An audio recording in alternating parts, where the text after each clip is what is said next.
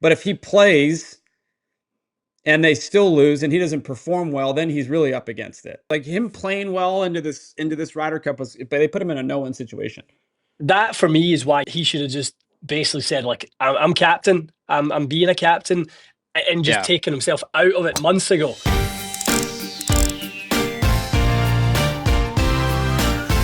Okay, fully equipped, episode 300. Look at Jake Morrow just absolutely just backdooring it to get in on the last, just so he could be around for the big one. But we have a special guest, and I couldn't think of anybody better to have on the fully equipped episode number 300, Mr. Ian Fraser, How are we, via boys? satellite from Toronto, by way of Scotland. Frazzy, how are you today? Very well, very well. Technically challenged, but very, very well. You boys And good? we're good. Jake, you're over there in the mothership. What's going on over there at Morrow Manor? Yeah, no, I had a little inspiration because Lucas just completely outdid us on the last one, so I figured between the two of us, one of us had to keep the quality up, and it definitely wasn't going to be Johnny. So here we are. No, it was not, because Yeah. I don't need stuff in the background to be interesting. I just need to start talking to my buddies. No, I need stuff. All right, so Nothing without my stuff. I'm gonna change the format up. Usually we just kind of start talking, but I actually picked some topics because this is kind of an interesting week. It's, there's no PGA Tour golf the next couple of weeks. Ryder Cup picks come out today. We're all on the back end of like a tour season, so like I want to get some thoughts on what you guys thought of some of the equipment that went out on tour, all that kind of fun stuff. So we are going to start though, uh, and Frazzy, since you're a UK guy, Tommy Fleetwood winning the tour championship. So give me your general thoughts on that. What you think about that Fleetwood game? I don't think Tommy just won the Tour Championship. I think Tommy saved the Tour Championship. I think that win was a big save for the Tour Championship. I think if Sungjae had backdoored his way to a win at Eastlake and everyone went, "What? How did that happen?" I think that then the whole points thing would have reared its head. The whole sort of, the eligibility for winning it, because we're so used to really just a few guys who have earned their way to the top of it. So I think Tommy winning it kind of saved them a little bit on that. On him winning, obviously, I mean, the perfect It's the winner for best, it, man. really. Yeah, it's the It's best. Yeah. it was the best, and I just thought, and to relative to his gear, I thought in the back nine, the biggest difference I saw from him that got him over the line was how much more aggressive he was in this tournament trying to win it than he had been in other ones. He hit way more drivers. He was putting himself consistently on that back nine, 310, 315 down the fairway. Whereas in Memphis and it was at Travelers, he was relying, I thought, too much on the mini driver. And he was hitting it, he kept hitting it to 50, 60 feet. And we all know the proximity from, if you get your first putt inside 10%, or sorry, your second putt inside 10% of your first putt, that's kind of what you're looking for. And we know the average is the make percentages. So if he's hitting his first putt from 60 feet, 6 foot and in is kind of pretty good. 30 foot, is going to leave him 3 foot and in. And the make percentages are going to just be so significantly different. And the big thing for him was he led strokes gained putting last week. And he done that because his proximity was better. He done that because he hit it further down the fairway. So I think it was a much more aggressive tactic off the tee that led to it. There's some interesting things that were happening there too. I was on Rocco's radio show and we were breaking down his thing. And the thing that Tommy has, like when he drives it like that and puts it good, he's obviously very, very hard to beat, but he's probably the top 2 or 3 mini driver players in golf. And he's also one of the best five wood players in golf. So he's got the unique fortune of actually having 2 or 3 clubs at the top of the bag where he's world class with. So like, if like to your point about being a little bit more aggressive, what I noticed is obviously he's hitting a lot more drivers in the backside. But if you look at the shots that he hit into some of these par fours when he had, say, 145 and in, what I was always noticing is I was looking to see, like, when he was 135, 140, what club was he hitting? And he always had that 52-degree wedge that high toe wedge. 2 weeks ago, that would have been a soft pitching wedge. So like what I've noticed is like when he's got that like hard wedge yardage, Finno, I don't know who was making the decision, but somebody had him like, no, let's just continue to hit things hard. And he had a bunch of good shots coming in, hitting full wedges, full eights, full nines, always kind of playing to a full shot. So Without doubt. anyway, I thought One that of the was stats interesting. that's one of the stats that stands out though for Tommy, and why I was so impressed by his courage to hit driver down the stretch. He lies currently 134th on all tee shots hit distance wise. So he Right. averages 289 yards off the tee with all tee shots. So that's whether he hits mini driver, 5 wood, he sometimes hits some fairwoods as well. Rory averages 309. Right, and there's a bunch of other players out there that they're sort of, it just shows how aggressive they are off the tee. I think Tommy can have a little bit of a tendency to sometimes be maybe a hair too conservative. Good luck trying to give up that 20 yards to a fellow PGA Tour player. And Tommy's stats this year for putting have been really, really good. I think he's fifth strokes gained putting on PGA Tour, but he just needs to give himself better looks. And I think his courage to do that was good. Did you see that? 'Cause I want to get your thoughts really quick, Jake, too. But did you see that the stats for him this year? Typically, Tommy Fleetwood's ball striking stats are always like in the, say for argument's sake, in the top 50, right? And if you notice that the trend when he stopped hitting as many drivers off the tee and started going to the mini drivers, his iron stats started to go the other way. Like if you notice, like this year statistically, his iron, his ball striking is not what it typically is, and his putting stats have made up for it. So like he's actually having the opposite year of what your senses would tell you.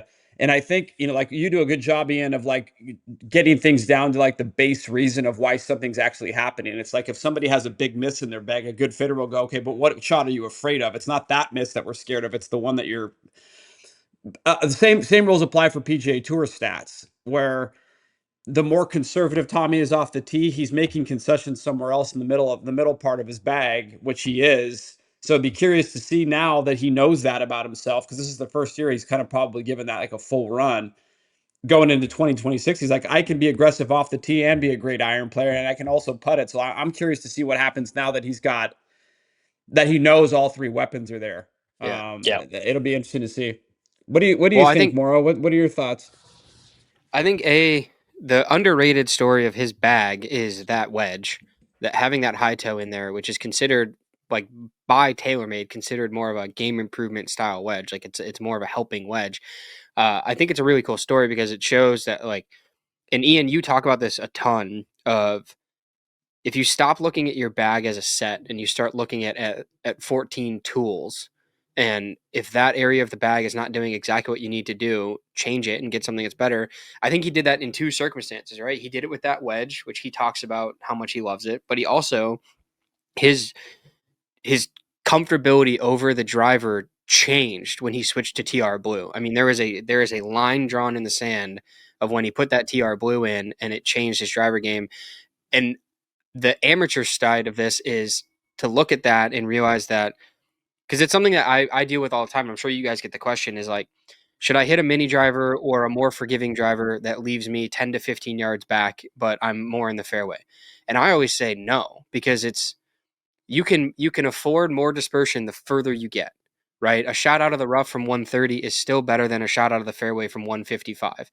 Your dispersion opens up, your proximity opens up, like everything, it equals bad. So if you look at the stats and you go into Tommy's profile and you see that progression in one of the best PGA Tour players that existed this season, from a 6-iron to an 8-iron, well, for an amateur, that's a 8-iron to a 5-iron, and the difference is going to get even more confounded. So like for Tommy to have some realization, or to somebody in Tommy's camp to be like, hey man, I really think we should just start ripping driver. Like, I know you love your mini, but let's just start ripping driver and put the ball striking ability in your pitching wedge and your 8-iron, and get you closer to the hole. And all of a sudden his putting stats go up. And Ian, you already said it, but I think a lot of people don't appreciate how much of your putting stats come from your proximity stats, which is an iron stat, right? Like, yeah, it's giant. So I think from an amateur standpoint, looking at this and saying like, okay, how can I relate Tommy's success back to my bag?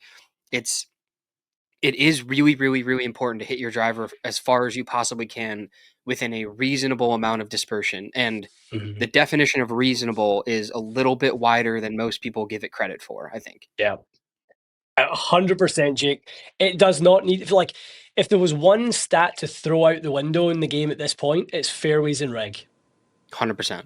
Just chuck it. Yeah. Because it doesn't add really any value to the context of what is going to help you score lower. And that's really put your golf ball in a scoreable position, which is really anywhere where you can access the green that's not, you don't have to hit it round a tree or you're not hindered by something. It's probably 60 yards wide rather than what we think of it maybe as 30 yards wide.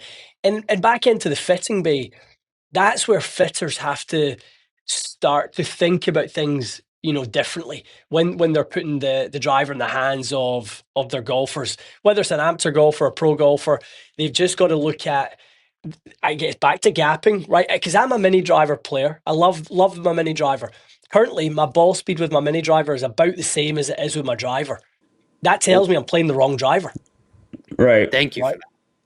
Yes. Or you're playing, you're playing the same thing? an absolutely super lit mini driver.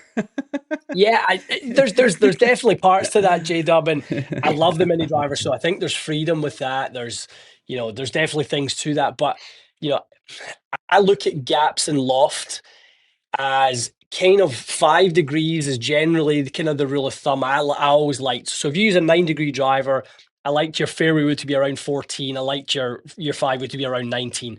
8-degree driver, typically that's the strong 3-wood player at 13 degrees. They typically use a stronger 5-wood or hybrid at 18 degrees. So that 5-degree gap and always made sense to me. I'm using a burner mini that's 11.5 turned a little bit open, and I'm using a 9-degree GT3. And I'm looking at it going, why? Yeah, I'm not really, getting any real gains from this. Yeah. So back to what you said, Jay, that maybe the mini's too nook. Maybe it's I made a video. Go ahead, Jake. Go ahead, Johnny. Well, the thing that you have to, that I think a lot of amateurs don't take into consideration is like, and I kind of learned this when I was out, like on tour, and a lot of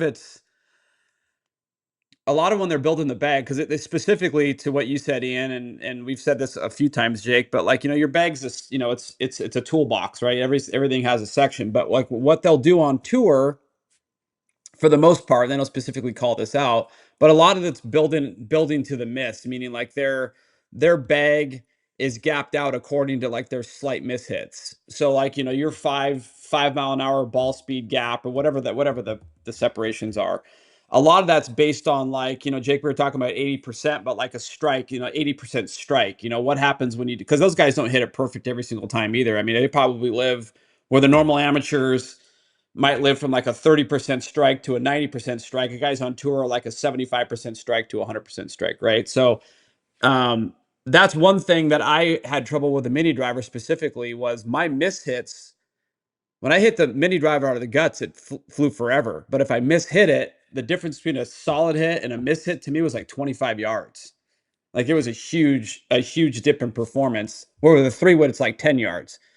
So I just thought that was an interesting thing to consider for people that are looking into the mini driver is you have to find one also with a really good miss in it. Mine did not have a good miss in it. Like my miss was like, it'd go from like, if I gunned one off the tee with a mini driver, I could get 260 out of it or something like that. But if I mishit it, I got like 220. Like it wasn't even close. Yeah. Maybe that's just because I suck. But what were you going to say, Jake? I'm sorry. So I've gone through the whole mini driver saga. Like even 2-3 years ago, a buddy of mine had an extra of the original 300 mini. That was from, what was that, like 2019, something like that. Great head. Like they've all been, I mean, TaylorMade's done a great job with the mini driver series. And then when other people decided to jump onto it, like the Callaway one, I really, really liked because for me, the Callaway one spun more realistically for that part of the bag. And then the GT280 came out and it was like, okay, well now you have something that you could potentially hit off the fairway with more comfort, like with more confidence. And I went through all of them. And I've played all of them 13 and a half heads lofted up to like 15 usually. And I was still finding that just the spin and launch profile of those things, it went too far. But my issue was I am the world's worst fairway wood player. So I had nothing to give me an option off the tee on shorter things. But then I ran into this scenario where the mini driver was still too long. And then I made a video about a mini driver should not be a driver replacement. If you hit a mini driver too well and your driver suffers, your driver stinks. And I got roasted by like half the comments of people that were like, well, I hit more fairways and I hit this and this. And I just kept responding. I'm like, no, that means that you need to go get fit for a new driver. So, Johnny, part of my driver excellence that you witnessed came out of me forcing myself to find a driver that could beat my mini driver. And what you saw is what came out of that, basically, because I needed to prove to myself that I could build a driver for myself that was better than my R7 quad mini driver from a pure launch and distance profile. The only caveat to that for me is, and this is something that Tommy actually talks about, is shape. So if you can afford the slot in your bag to play a mini driver, having your driver shape one way and your mini driver shape the other way is a very, very big benefit, especially here, like Chicago style golf, super tree lined, everything's short, very, very narrow. If I need to hit a big cut, Johnny, you witnessed what happens when I try to hit a cut. It doesn't work. So I've actually built my minis to play a little bit of a cut or to be easier to shape to the right, whereas my driver is just a consistent draw. And I think that benefit is a little bit underrated, but it's also so niche because that's not something I would necessarily recommend to most weekend golfers of like purely having a club in the bag to hit one way or the other. Well, that's and I'm actually curious because you've screwed around with the mini thing. Do you use the mini driver? Because this is going to segue into our next topic, by the way. Do you use the mini driver exclusively like as a preferred tee club? Like you're pulling your driver out when you have to bomb one, but like for the most part, you're trying to make that mini driver kind of do the the bulk of the work. Because that's another Mini question driver, people have to ask yeah. themselves. Mini driver does the bulk of the work for me right now. I Okay. go full Laura Davis mode. Give myself like a little bump on the tee. I don't even use a tee, so I'll just bump up the lie, and I'll just give myself just like a really nice little lifted lie. And mini driver for me is the go-to right now. I'm trying to change that back to the kind of point about kind of trying to, Jake, what you said about your drivers not working if you know they're kind of doing similar jobs. I totally agree with that. And that is the truth for me right now. Driver has been, my nemesis, and I get heat for everyone's like, you change your clubs all the time. I don't change my clubs all the time. I change my driver all the time, right? I have one set of irons a year, I have one set of wedges a year. I've never changed my putts. I did for the first time in 4 years this year. The only club I search with is the driver, right? And that's, I think everyone should do that. If you've got the luxury of doing it, you've got a few. You've got to work through your options. So, yeah, the mini driver conversation is definitely an interesting one, and I don't think it's fully played out yet. I think people are still trying to figure it out. Like, Jake, you and I have totally different ways of doing it. The way you do it by starting with the higher lofted option and turning it up in loft, to me is a sign. I always look at players who can hit 7 woods and 9 woods, and in this case, high lofted mini drivers. Your delivery is in a much better place than someone who has to take a mini driver and turn it down to manipulate spin loft. I always look at that as, and that's why this is a quick segue, but I warn people against 7 and 9 woods. Because people are chronic slicers, they're high dynamic loft players. Why would you give someone with more loft with CG in the back of the bus? That's not really going to help a lot of people. So yeah, exactly, to the moon. So I think people need to be a little careful with trends and just make it individual to you. Yeah, you also like to that point, you also have to be very specific about what you're asking that golf club to do. So like, you get questions in the AMAs and DMs, people like, I'm thinking about putting a 9 wood in. You think it'd be a good one, and it's like, I don't know if you're going to hit that 9 wood to the moon or you're going to hit it a foot off the ground. I mean, it's again, it goes back to the toolbox analogy where you have to ask yourself, like, especially with the mini driver. That's why I asked you that question, Ian, is like, where does it fit? Like, and as a level of importance, does that mini driver is that your preferred is that your preferred T club? Because if it is, then you're going to approach it differently than you would if you're building your driver. Like you might build your driver and go, okay, this is house money club. Like if I'm cruising and I'm swinging it good and I want to hit it as far out there as possible, I don't care about the dispersion of this club. I just want it to go 5,000 fucking yards. Where my mini driver is the one that's got to have the balance between dispersion and a little bit of distance. And those are questions that you have to, everybody's got to ask themselves. You can't just blindly make purchases.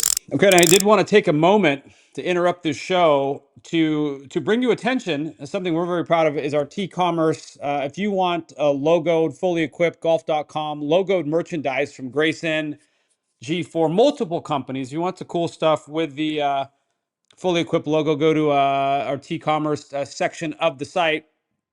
A lot of cool stuff in there. Obviously, I don't have any of it on right now. I just didn't have time to put all that stuff on, but there's some cool logoed stuff in there, and I'm working tirelessly to liven it up even more than it already is. So make sure you guys check that out if you want all the fully equipped golf.com branded logo gear. T-commerce is where you'd find it. Let's get back to the show. So we're going to talk about trends though, because the mini driver is a trend, the 9-wood's a trend. So PGA Tour season, as we know it, the main bulk of the FedEx Cup is over. We just talked about Tommy winning, but that's 39 tournaments now since January 1st until today of tour gear. The trends on tour. So one of the questions I wanted to ask you guys, and I guess I'll kick it off so you guys can kind of see what I mean, but like who had the best year? Like what company had the best year? And it's not necessarily about, it could be, your answer could be for any reasons. It could be about sports marketing. It could be about a piece of equipment that did really, really well. But like for me, if I was going to pick the company that probably made the biggest leap as far as awareness and just buzz, I would say it's Strixon. If I was gonna to call it out, the irons, everybody on the inside knew their irons were good. Everybody on tour knew their irons were good. I think this year is the year that the people that maybe on the fringes of a gearhead would be like, oh, those Strixon irons are pretty good because of what's happened out on tour. And it's funny to talk about Strixon that way because they make really good golf balls. They make beautiful woods that they just don't refuse to sell. I guess I'm still trying to figure out why they don't market those things better. But their irons are elite. And Ian, working at TXG, the first time I ever saw the Strixon thing was at Scarsdale. Like in the first couple times that I met, and I asked you guys like, what irons do well here? And I think it was either you or Mike just go Strixon irons, fly out of here. And I was like, really? And that's when I started, and that was in 2018. So curious to see what you guys think. Ian, I'll start with you. Like what, as far as tour gear trends concerned, like what caught your eye and who do you think had the best year? Well, I wrote down the same thing as you did, J-Dub. I said Strixon irons. It's one of those, purely because we're on the inside in the industry and we have known about it since, 2014 was the first time I got a 745 in my hands, the Right. Endo forged 745s. And, those were incredible VSO even back then. So over 10 years ago. So, when everyone else is getting excited about it and that has came and gone for us because, we've kind of lived through that period. Like I'm always in there giving almost the opposite and cautionary sort of advice of, yeah, it's amazing, but that VSO's not for everyone. In No, it's actual not. fact, I'm surprised that Strixon haven't given an A and a B head, where here's our kind of regular sole, maybe a little bit pre-worn leading edge, something like that. This is one of the, a little less up front. Yeah, and that Yeah. way you don't have to have the high effective bounce. But in terms of people becoming aware of it, I think I'm really pleased. Obviously for Strixon, I think they've finally got eyeballs on the product. They went through that run of the season where I think Keegan won and I think Yeah, Novak seven and somebody else won, and yeah, it like was like Ryan 7 out of 8 Fox weeks or won. something like that. Yeah. Yeah, where they were just going strong. So I have to give it to those guys. I think as well. I think they've done. I'm so pleased for them. What do you think, Morrow? This is a tough one for me because like the out there stories are obviously like Strixon had a heck of a year, and I think it was cool that a lot of those wins came with the woods because typically a Strixon Irons win has not included Strixon Woods in the past, right? Like that's been an issue for them. So it's cool to see them get a couple of wins with their woods and show that other parts of the bag are there. I also think that within the industry, a lot of people know that those Z alloy wedges are really, really good, but it's another thing that like for some reason just doesn't get the marketing and the hype that it deserves. Because it's overshadowed. Well, I mean, everybody's wedges are overshadowed by Vokey, but the one thing I want to defend is TaylorMade woods. I don't, everybody's freaking out that Scotty doesn't play it and Rory doesn't play it. I made a joke on Twitter the other day. I was like, does QI35 still suck? After Tommy won. Tommy wins, yeah. Yeah, it's like it was great, and at all levels of golf, there was a lot of TaylorMade woods wins with QI35, and then everybody and their dog has a QI35 fairway wood in the bag right now. That is by far, like definitively, the fairway wood of the year is QI35 Core, the standard model. A lot of the tour guys get the bonded ones so they can bend them and stuff, but like they're playing that fairway wood model religiously. There's guys that are breaking their club contracts to put that, like there was 2 guys that broke club contracts to play that fairway wood at Eastlake. And that is a huge testament to something being that good that they're willing to like get fined essentially to play it because they think that that's going to end up in their best golf. Well, they really quickly, sorry, Jake, to your point that you just said something actually that we need to hit on. Actually, finish your thoughts. This is going to take us in a different direction. So go ahead and sorry to interrupt you. No, I was just going to say, like, Johnny, I've had this chip on my shoulder all year about this whole QI35 not being good thing. They're flying out of fitting bays. A lot of fitters will tell you that the advancements they made and the separation that they made between the lineup helps the average golfer a lot, right? Like having heads that you can pull better levers on with QI35 than you could with QI10, I've heard from a bunch of fitters has made the amateur game and the weekend guy fit better into a QI35 product than a QI10 product. Just because 2 guys on tour that are very, very, very good are playing an old special model, let's keep in mind, does not mean that QI35 failed because it's still it's killing it in retail and in fitting bays.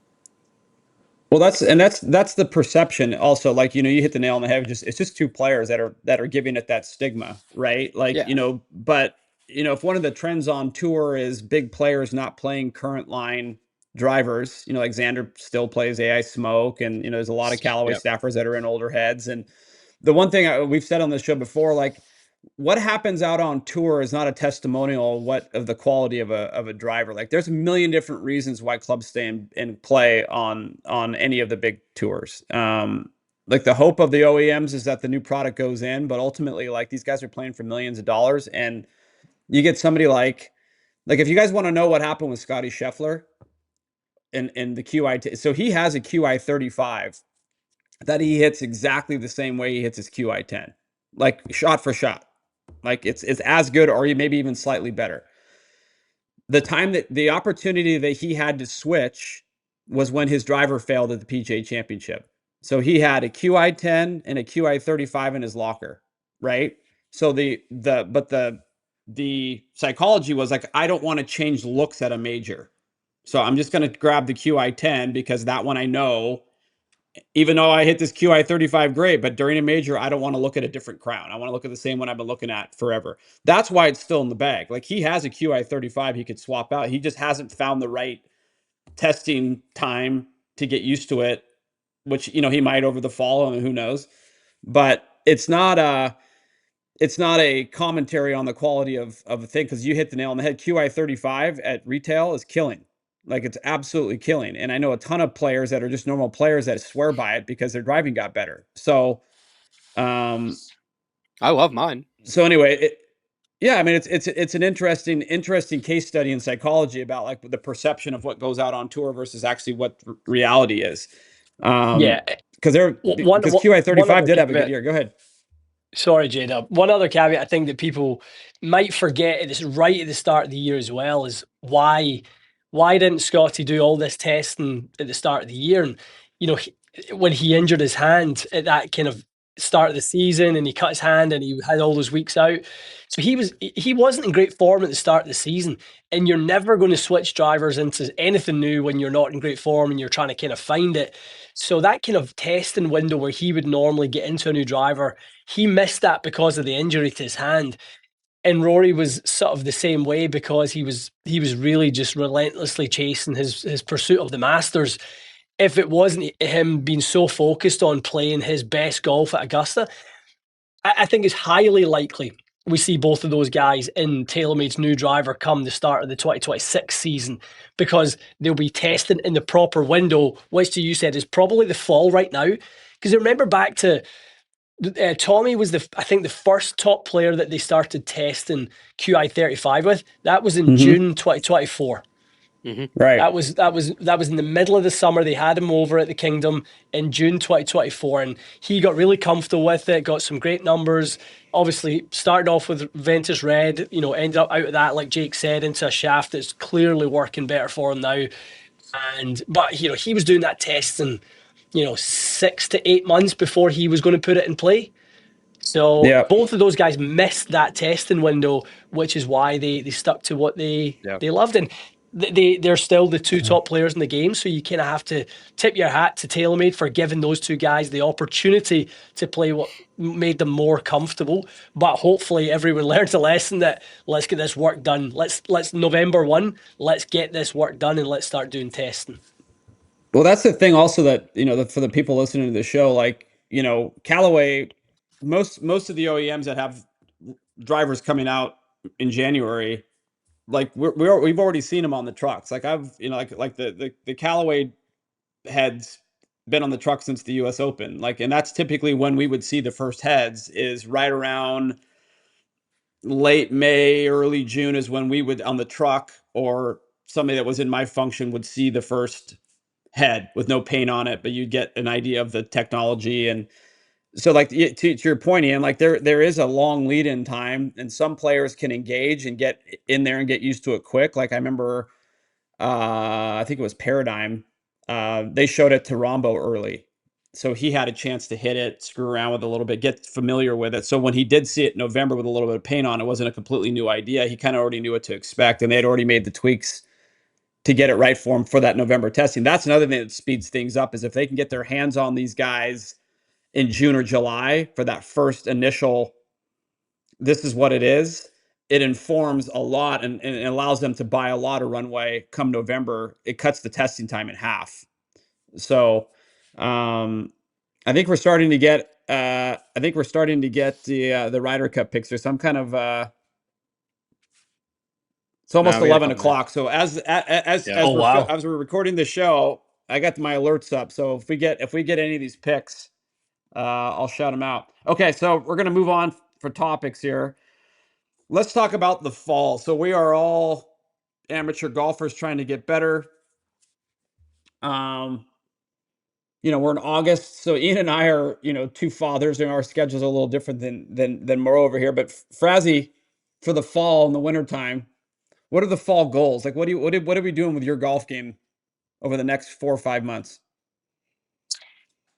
I've had I'll call it a transition year, J-Dub. I've worked really, really hard at my game this year.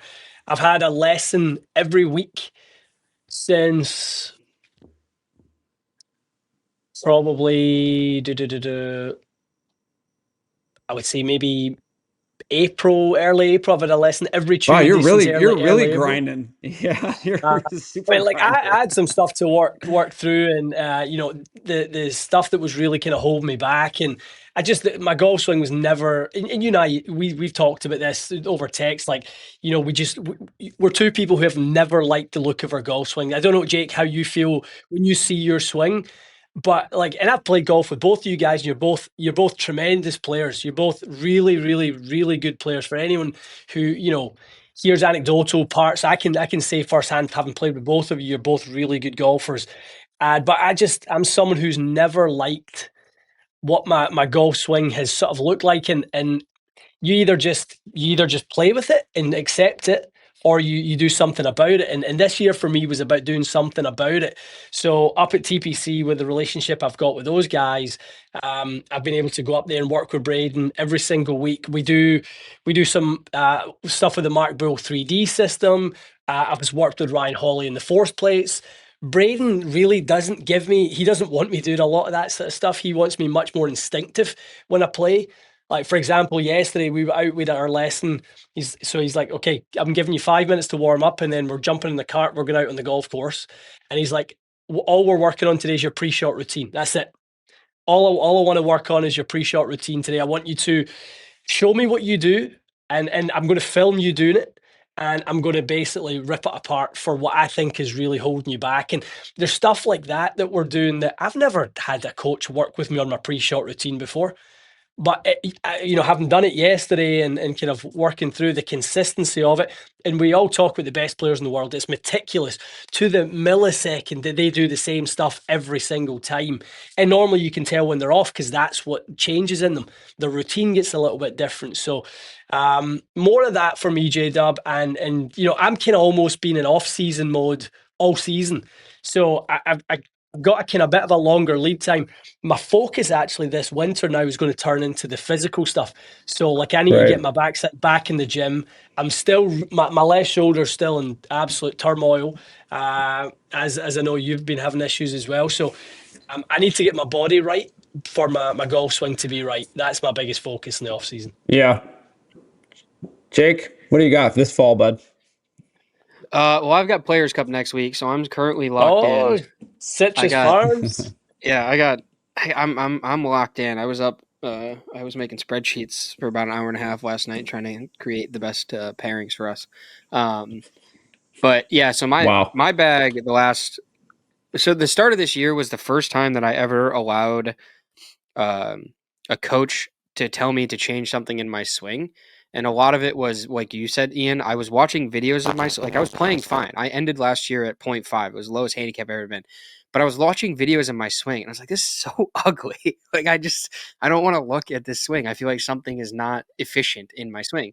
So made a couple changes, and it wrecked me. I went through the winter doing, got into the start of this season, and it was terrible. Like, we were struggling to break 80. My handicap at one point went up to like 4.2, and it was just it felt terrible. Like it was unenjoyable to play golf. And then I made a couple equipment changes because I didn't realize the impact that the new swing characteristics had on my delivery. Like, the thought never crossed my mind, right? Like, I've been playing very similar equipment for a long time now, and I had to change some things, and that helped a lot. And then golf started to get more fun, and then the last like 30 days has been a quick hardcore rush to get this bag locked for Players Cup so I don't disappoint my team. But then after Players Cup, it is open season on the bag. It is like, I'm probably going to go do an updated lesson with my coach and just make sure everything's still in the right area. I definitely need to get refit and be a little more consistent. My woods, like my top end, is dialed. I don't need to touch that. If you give me anywhere from 210 plus, like, I'm probably fine. And then my wedges are all very, very nice. I mean, I hit some shots in my last 3 rounds that even surprised me. But the irons is terrible. It's so bad. It's disappointing and like just really sad for me to hit irons. So that's what my winter is going to be, is figuring out what the best iron set for me actually looks like, and then doing a lot of work with that area of the bag. But then also, like I said, it's open season on my bag, so I can't wait to see. I will be shocked if anything beats the driver that I have in my bag, and I think Johnny can attest to that. But I am going to try as hard as I can, because I think it would be a really cool story, actually, if that driver can get beat. Whatever beats it is going to be like really, really good. Yeah, one thing I'd say, Jake, on that is, like, I would document that journey, obviously, for what you guys do, like, because there's one thing, like, your driver right now is going to be optimized really, really nicely, but it's also really, so there's optimal and functional, and it's obviously very functional as well. You've got so much confidence in it now. I think people get a little bit confused with, or maybe they just don't know, like, what does it take to beat a driver? Because it's not always just launch monitor numbers. If you get a driver that goes, a little bit quicker than what you've got right now, that doesn't mean it's a better driver than what you've got right now. So, I think I'd love to see that. And you do a really good job in your socials and stuff of documenting the things that you do and the kind of testing you do. So I'd love for you to do that and see kind of like what a driver needs to do. So like all the boxes yours ticks and where there's opportunities with a new driver, and can you find something that finds those incremental percentage points? Yeah, he'd have to go. I mean, like, he would be an example of somebody that's found like a unicorn driver, meaning like the miss is good with it, the shot shape's the same.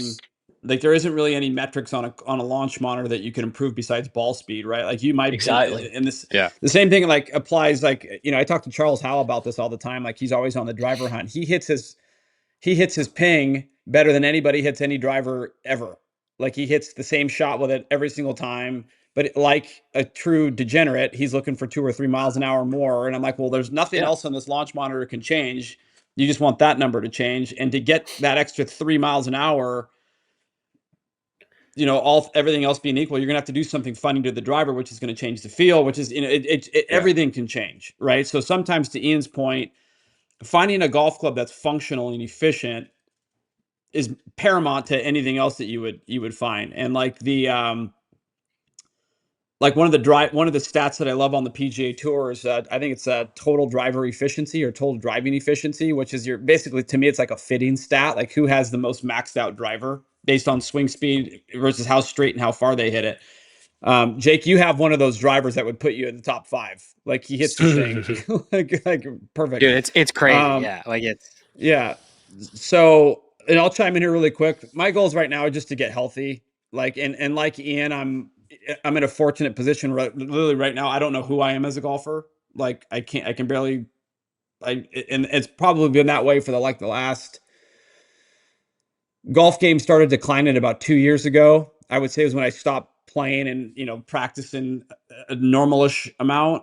Because even at Callaway, I'd have times where I could go and play for 2 or 3 days in a row and hit balls, and I'd get 7 or 8 days of practice in a year, where I haven't had that like in the last 2 years. So right now it's just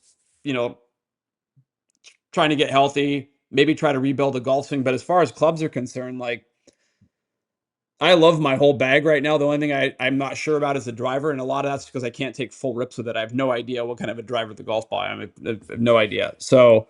I'm still anti that driver. I don't think that driver's optimal for you. I think it was optimal on the day that you hit it. I don't know what's optimal right now. Yeah, it's GT2, but I put a Ventus Red in and I hit it well for a little while. But now, like, the shoulder's going backwards, I'd say, over the last 2 months, just probably because I'm trying to get back into golf a lot faster than I should be. But yeah, like it's kind of fun though, to be honest, guys, like not knowing, like, like I'm going to try and rebuild my swing and get a lot of these bad habits out, because physically I'm not able to swing the way I was before. So maybe that's a good thing. Maybe it's a nice reset. But anyway, that's going to be the big project this year. This next fall and winter is just getting healthy. And I can't say I want to get any stronger, because I've the weight that I wanted to put on, I put on, which my big thing was like, I want to roll out of bed and be 165 pounds. Like, and I'm actually there, which is amazing. So I don't think it's a strength thing, but like, you guys talked about looking at yourselves on camera, your golf swing. Like the thing that kills me is like, I'm too good of an athlete to swing it the way that I do. So like, that's what bugs the shit out of me is like, athletically, I know I can do some cool things. I'm a good athlete, but like, I don't swing the golf club like I'm a good athlete anymore. I swing it like I just learned how to play golf. So, we're going to try and fix that. Okay. So Justin Thomas, first pick.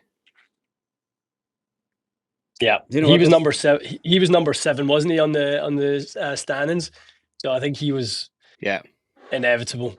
He looks like he just woke up too. This is random thoughts part of the thing. So we're going to kind of let these Ryder Cup picks kind of trickle in here. See if we can get 3 or 4 of them before. I'm pretty sure Burns is going to get picked. I think the only question mark is, I think he can do too. Yeah, I think it's going to come down to if Keegan picks himself, then I think Morikawa or Ben Griffin, one of those guys is theoretically out. Because who was on the bubble, right? Who would you consider on the bubble? Griffin, Mav, Mav Morikawa, McNeely, yeah. Mm-hmm. Morikawa, and Cam maybe Young. Chris Goddard, maybe Cam Young. Those 5. I think Cam Young gets a pick. I think he's playing too good. Yeah, I think he's in there. I think Brian Harmon misses out. So do I. I think I don't think Brian Harmon too much golf either. course. Too much golf course for him. Ballpark. Yeah. Too much golf course for him. Like I think Cam Young will get picked. I'm not even sure if it's a good ballpark for Colin Morikawa. Like, he's long. I mean, all these guys can hit it out there, but like you're talking about. I mean, if my options are like Colin Morikawa, who's a pinpoint iron player, but I know that the driver's more important than even the iron, because iron play, like there's not a premium on iron play at Bethpage. Like you have to hit the fairways and you got to putt it good. The iron play is the iron play. Like, I mean, it's not like Augusta where you're hitting into quadrants of greens. Like, I mean, it's just, it's not that complicated from the fairway, but I think he's going to lean towards some of the longer hitters. My question is, there was speculation that there was going to be like an off the reservation pick that nobody saw coming. And my question is that like a live player? Is that like Patrick Reed or? I would love it. I would love if you picked Patrick Reed, by the way. Like can you imagine, Frazzy, the Bryson DeChambeau, Patrick Reed? Like, can you imagine? Yeah. In New York City with a full head of steam. That's like must watch television. That would be wild scenes. Yeah, I mean, what do you guys think? Whether he will or won't? Do you think Keegan should pick himself? I don't. I do. See, I do. I don't think it matters. I don't think it matters. I think you try to put the best 12 players out there you possibly, because he's in a no-win situation. So if he picks himself, whoa, hold on, Colin Morikawa. Okay. Oh, Colin. Oh, wow. He's not going to pick himself. I think he is. No, if Morikawa's in, there's no way Keegan picks himself. No, I don't think he picks himself. Unless he's kicking Ben to the curb. Let's do this live. This is awesome. Let's see. It's on the Ryder Cup YouTube. Okay. So right now, you've got Justin Thomas, Morikawa. Morikawa was 8. So I think he was a lock. I think Ben Griffin's a lock. He's 9. I think where it gets dicey is Mav at 10, Keegan's 11, and Brian Harmon's 12. I think he'll pick him. I think he'll pick himself. I don't think he'll pick Brian Harmon. I think he'll pick Cam Young, and I think Cantlay, Young, and Burns are automatics. There's no way those guys don't make it. You think Cantlay gets in there? I think Cantlay 100% makes the team. Do you? Yeah, I think Cantlay with Xander and then Burns with Scheffler are very, very, very good pairings. They are good pairings. That's a definite good point. So who misses out then? McNeely. You think he makes it or doesn't? I don't think McNeely. Now that Morikawa's in the team, I think Morikawa got picked. No, I think. But Morikawa was in that 8 slot though. I don't think Morikawa was ever in doubt. I think in that 8 slot, I think almost you take your top 3 in the kind of the next top 3 in the standings. 7, 8, 9. I think you take 7, 8, 9 every day of the week. I think you take Thomas, Morikawa, Griffin. I think will definitely. He's had an unbelievable season. Me too. I mean that would be a great story. I think it always comes down to the last 3 years where you can get a little bit off the reservations. J-Dub said. Well, because right now that's what it is, right? Thomas was 7, Morikawa was 8. Yeah. So he's not.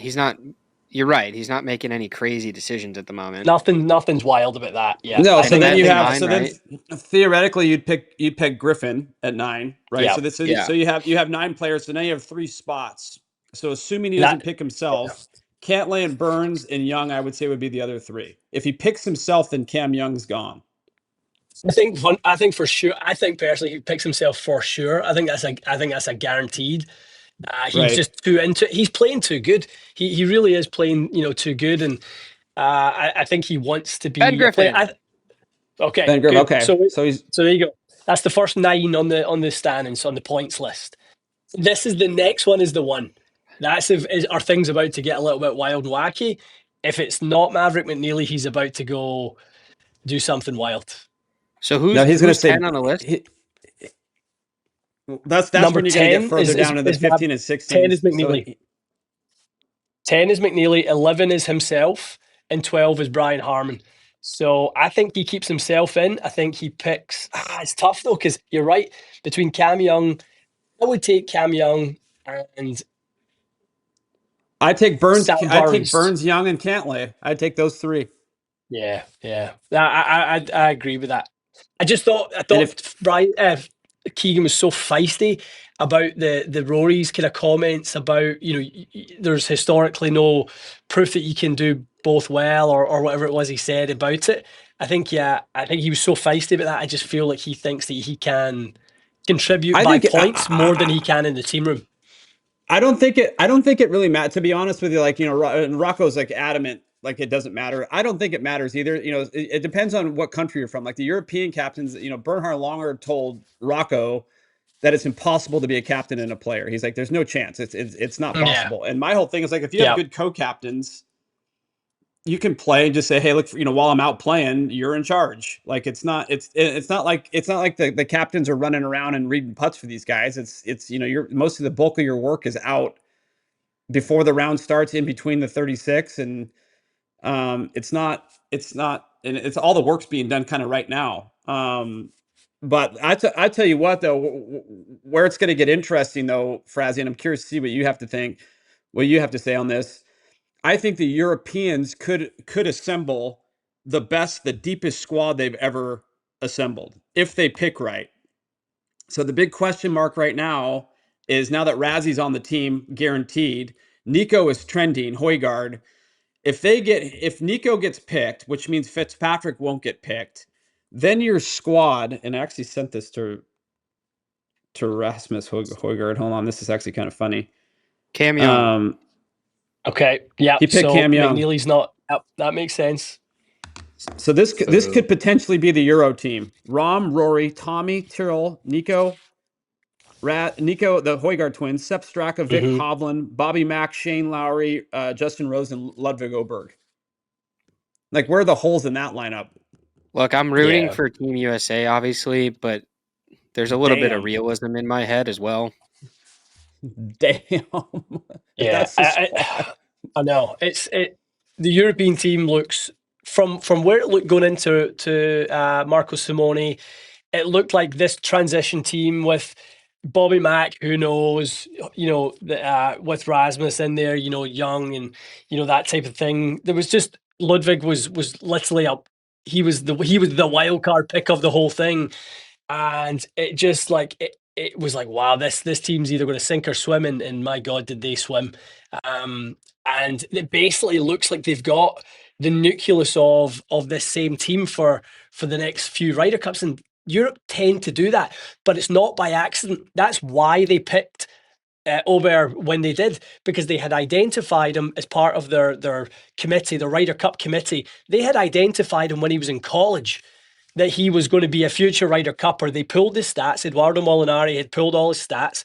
They had saw how he matched up with Hovland and that type of thing. Like the Europeans do this thing on a different level, in my opinion. They have such a strong sense of how to make this thing work. And yeah, I think this might be the first time ever going into a Ryder Cup. I think the Europeans are favourites, which I don't personally like. I prefer being the underdog going into it, to be honest. But I do think there's no way around it. I think Europe are probably the favourites going into it. Do you think that Europe takes this whole thing a little bit more seriously, Ian? Do I take it more seriously? Do you think the Europe team does in general? Yes, I do. I think it means, it's hard to say it means more, but I think it's different, Jake, and I do think it's because of the President's Cup. I think we get every other year, we get a year off to kind of take a break and reset, and you kind of rebuild towards every 2 years. The US team has to go every year, and the ups and downs and how things go. And I just think it's so much harder for the US team to do it every year than it is for us to raise it every other year. It's also though, like I agree that I think taking it seriously is kind of like a weird way to put it. Yeah. Like it's a culture thing, and I learned this as I went, and you start to watch players and how they react to each other. Like and it's very American thing versus a UK thing. Like the UK culture, especially out on tour, like these guys all travel together and they're all buddies and they all practice together. And, you know, and not that they don't do that in the States. It's just different. They're just a little closer. And I think what the United States relies on is for these kids to get that in college, right? That closeness. And that's, you know, we came up playing junior golf, but like when you're out on the, you know, you're talking to these Euro guys, these guys have been playing against each other, a lot of them since they were kids, like, you know, super, super duper young. And they've traveled together and they've struggled together. And there's just there's a closeness thing or a culture thing that happens. So I don't want to say that it means more to the Europeans. I think their system and what they have to work with from a personality standpoint and expectation Patrick standpoint is a little Cantlay. bit different. Yeah, so that means Burns. Burns is the last one. I wonder if Burns gets picked. If Keegan takes himself, then Burns is. That's the biggie, isn't it? I think Keegan picks himself. I can't believe if he was gonna leave one of them off. I can't believe that it was gonna be Burns, not Cantlay. Yeah, me too. Wow. He's gonna pick. No, he's gonna pick. He's gonna pick. I have a feeling he's gonna pick Burns. He's gonna pick Burns. I just have a feeling. He's made a lot of comments about wanting to just focus on being a captain that I never thought he was going to pick himself to play, even though I think he does deserve it. But him not playing is the path of least resistance, to be honest, because the only argument you could have is if he doesn't play and they lose, people would say, well, look, if you would have played, you didn't have the 12 best players out there, right? Yeah. But that's the only thing he has to combat. It's like, well, you know, like, but if he plays and they still lose and he doesn't perform well, then he's really up against it. So like he's in a no-win like him playing well into this Ryder Cup but they put him in a no-win situation. That for me is why he should have just basically said, like, I'm captain, I'm being a captain, and just taken himself out of it months ago. That it was not even going to be down to this point where, you know, it's even in consideration. I think he should have pulled himself. If it turns out now, if he was fully intent on trying to be a player captain and proving the world wrong and stuff like that, and we will know in a few minutes if that's the case, then he's played a series schedule, which is very uncommon for a Ryder Cup captain to play as much as he's played. Normally, they're super focused on the team and everything else. Kind of, they just don't even want to be around the players. Yeah, they don't even play in tournaments. Like they'll cut their tournament schedule in half to be the cap. But Keegan is more in the prime of his career and as 100%. A captain. Like they put him in a weird spot. Like he's a great captain, make no mistake, but this is a weird point of your career to be asked to be a captain because he's still playing good golf. Sure. He deserves to be on that team. He does. 100%. And he deserves to captain it too. Like you want your captains to be like, you want your captains to be all in on the Ryder Cup thing. So, you know, not at this age though. I think it's too young, it's too soon. You know, I think he you know, maybe the next or even the next one, maybe the one after this. Okay. Sam Burns. Yep. All right. Sam Burns. All right. Keegan. So Keegan's not playing. It's a good team. It's a really good team. So who? I don't want to say that's the best team, but that's a solid team. Like that's a really good team. Yeah. Who did he leave out? Who was the last? So he left out Maverick McNeely, Brian Harman, and himself. So those were the final three. So he switched out those three. And an argument could have been made for Chris Gotterup, who at some point in his career will make a great Ryder Cup player because he's built for that scene. But well, interesting. Unfortunate for Andrew Novak because he's in the 13th spot, but he's taken 14, 15, and 16 on the list. So Young was 14, Cantlay was 15, Burns was 16. So he's basically switched out Mav, himself, Brian Harman. Unfortunately for Andrew Novak, he was right there too, but he's taken the experience of those three guys, the compatibility and the pairings and that type of thing. That's a strong team, really strong team. That's a strong team. Yeah, I mean, I think this Ryder Cup's going to be it's going to be epic, pretty insane. It's going to be pretty insane. Well, that was kind of fun, guys. We haven't never done like the live Ryder Cup thing. I was actually kind of happy we started a little late, so that worked out good. Worked out well. All right, last little topic we're going to cover, and then we're going to get out of here. So, we've talked a lot about about trends and stuff like that, but Lab just released their new putter to the marketplace, and Jake wrote a great article and did a cool video on his platform and on golf.com. But like I'm Frazi, I'm kind of curious to see what you think about the whole Lab thing. I have my thoughts, and I've gone back and forth. Like I thought, okay, these putters are amazing. These putters suck for me. Like I have one back in the bag now, and I'm starting to get used to it. But like, what's your experience with the Lab putters, and like, what's your overall opinion on what they're doing? I don't think I've ever asked you that. I think that they're offering something entirely different. So if you're kind of on the struggle bus a little bit, and you're kind of not seeing putts go in, I think the putter offers you something totally different. My biggest problem, not problem with it, it's not the right thing. My biggest issue that I have with it is the onset of the face. Right. I think we've spent our years, most of our years, all of us growing up with putters that the face sits behind the shaft, right? Whether it's half shaft offset, whether it's a full shaft offset, and obviously somewhere between maybe 40 to 10 degrees of toe hang.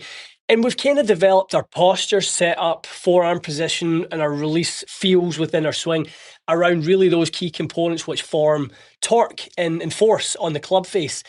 And when you release that around the club face, you typically get a left miss, which is typically what I see from players when I get them on Quintic and I look at, a putter, and I would just call it a lie angle balance putter because it's not exclusive to Lab. This is not a slight against them. It's really anyone who makes a putter that has, more freedom of rotation.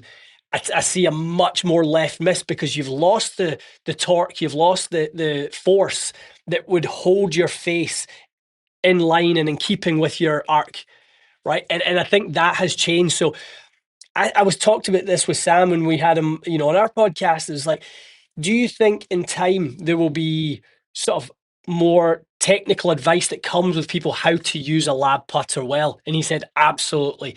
It's almost like you kind of have to make some adjustments to, your setup, to your grip, maybe the grip size, and try to change some things that decrease the, the sort of rate of rotation or get the face back into alignment with the arc. So I think it was still in a little bit of a transition right now.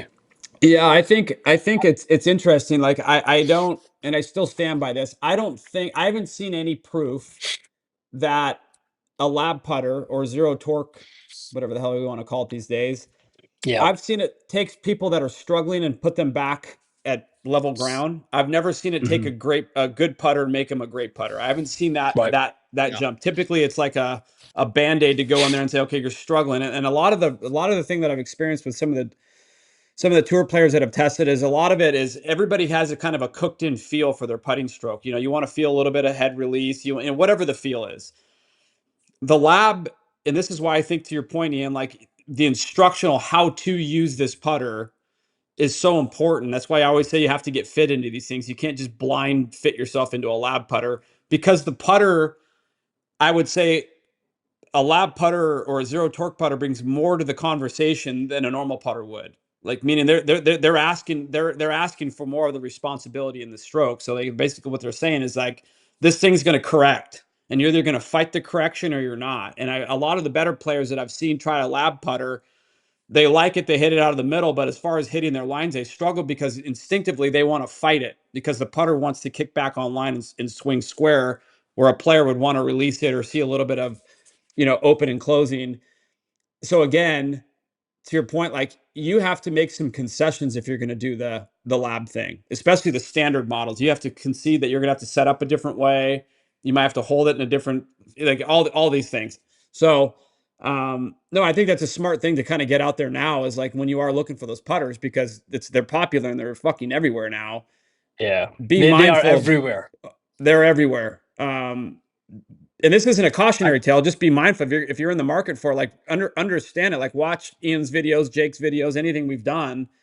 But I don't think the fitting protocols on how to make those right is cooked yet. I don't think they've clearly figured out the perfect way to fit anybody into a putter like that yet. I think they're still trying to figure that out. Yeah. If you ask me. the closer you can get your arc of your stroke to call it neutral or Right. Like it'll never be a square. straight line. Yeah, but the Right. closer you can get it to that, the better you will do with the lab putter. There's no doubt about that. Those people who have the stronger arc need to feel the face in order to create the release.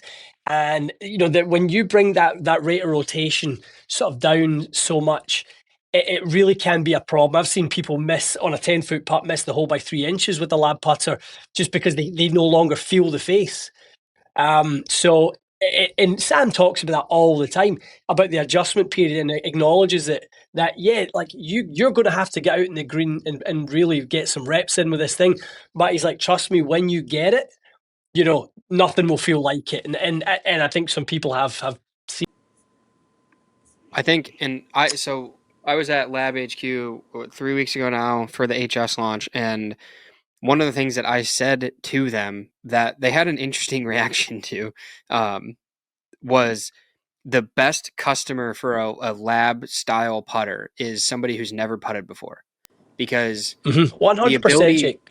the ability for my buddy's 10-year-old son to pick up a lab putter and just go, oh, it just kind of moves back and forth, is amazing. And in that scenario, the putter is perfect. And I think that's why you see a lot of high level junior golf adapting the lab process, because they haven't ingrained themselves to be a beautiful, excellent, terrific putter with a traditional putter. Even though they're still a high level junior, they still have things in their game that they can band-aid by having a lab. And then once you're in a lab and you're putting successfully with a lab or with any of the low torque toe up style designs, you stick with it because it's hard to change back out of it. So the players that you're going to see succeed with that style of putter are the ones that kind of started it with it, or the ones that found success quicker with it. And then I think it's actually harder for a player who finds success in one of those putters. I think it's harder for them to switch out of it than it is for a player in a normal putter to switch into it, which is an interesting thing. And I talked to the guys at Lab about that a little bit. The other thing is, I heard two things during that visit. One of them was that zero torque is not a thing. Sam has very specifically said that that's no longer a statement the company's going to make. The words zero torque are nowhere on the Lab website anymore. And the reason for that is if you take the Lab, it's going to balance toe up. A true zero torque putter, if you put it anywhere, would stay where you leave it, but this will still roll and balance to toe up. And Sam said that means that there is still some level of torque. So all we're doing is taking as much torque as we can out of it. And he also mentioned the idea of a consistent sweet spot, which is why the lie angle balance part of Lab is so important versus just strictly, changing the weight placement in something to make sure that the CG is where the shaft axis is. We're getting a little nerdy here, but the way that Lab does it, and this was something that I was skeptical about and I was kind of hard-headed with Sam about, and now he's explained it to me what that means and why it affects your strike location and also your performance on off-center hits with a low torque toe up from somebody else versus from Lab, is what he calls a graduated sweet spot that's not symmetrical on the face, that gives you hot spots on the face, and et cetera, et cetera. I also think the other customer that Lab or similar designs work really, really well for are techniques that encourage head pendulum. So broomstick or sweeper, whatever you want to call that, that's a really, really good spot for something that has a little bit of onset and is basically meant to just kind of swing back and forth on as straight of a path as it can. But you hit the nail on the head. Really quickly, But you hit the nail on the head though. The reason why, because that's how the putter was designed, was literally to swing on it. That's why the yeah, broomstick version works. That's why when you see guys that kind of tilt the shaft up and putt almost straight up and down, that's why that putter works so well, because it's literally designed to swing on that axis. Like that's and where we're starting to see the fight being fought for other players trying to get into these putters. The more that the stroke changes off of that, this is when it gets interesting. And most players, better players, don't putt on a pendulum like that. They putt on a different kind of an arc. So that's, you mean, you hit the nail on the head. That's exactly why the struggle's happening right now. So I think what they're doing with this, what's it called, the HS model? I think that's their Yeah. attempt to start to cater towards players that stroke it a little differently, that have a little bit of release to it. Because I think that one Yeah. has more torque than the DF3, doesn't it? Or are they all the same? They would tell you that they're all the same, and I would believe that too. Obviously, one of the more disappointing things for me as a nerd is that the interchangeable hosels are interchangeability does not mean modularity, is the way that I would put it, which is unfortunate. But in the article I wrote, there's a whole discussion in there of like Sam wants that though. I think the future of the company involves being able to pick your head, your color, your alignment, your face, your hosel, your grip, and your shaft, and then being able to order any one of those parts and switch it out without affecting the lie angle balance of your putter. So they're one of their main goals from a research and development standpoint, and they said this to us, is they acknowledge the idea that your hands are on the putter when you're making a stroke, and they're doing a lot of things that I can't talk about publicly to research how to improve their designs based on the fact that it's not in a reviewer when you're putting. They acknowledge that, they know it, they understand it. They also acknowledge that their PR may have gone a little bit overboard with the put it in the reviewer text, because the customer, I can't make a video about a one-on-one Bettinardi with somebody commenting, put it in the reviewer. Like, that's just so annoying. But they've acknowledged that, and they know it, and they're doing really, really cool things to adapt their putters with research in the hands of a golfer, and then also how to at some point in the future make it possible to keep your putter balanced in a DIY fashion at home, which I think is that's a crazy step for the company to take, but it's what the consumer wants, and that's how Lab works. That is their number one goal, is what does the consumer want, and how can we give it to them? Very cool. Well, that's how they became famous. I will say they are definitely the putter brand of the people, because that brand was built on consumer Yeah. demand, not tour demand.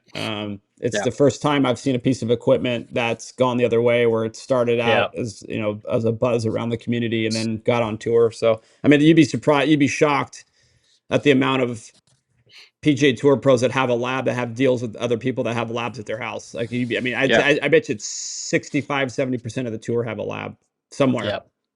just sitting in the garage. All right, well, that's episode 300. Frazzy, Thank you, lads. I just like having you here. Nice To to be see you, honest, buddy. it's This was just fun. nice to have you. This was But fun. that is Fully Equipped episode 300. Okay, Frazzy, really quick shout out on your platform. So Fraser, where does everybody find you? Yeah. You can see me on golf, the podcast Golf Asylum, YouTube channel, Fraser Golf Institute. Every Wednesday on the podcast with young Michael Martisevich, and Mondays and Fridays on YouTube with Fraser Golf Institute. And then he is at Ian Fraser Golf on IG. Is that correct? It is indeed. And then that's Jake Morrow at Made for the Range, and I'm Johnny_Wunder on Instagram. You can go to the Fully Equipped channel. But Frazzy, Jake, episode 300, Fully Equipped, in the books. Live Ryder Cup pick show, which is amazing.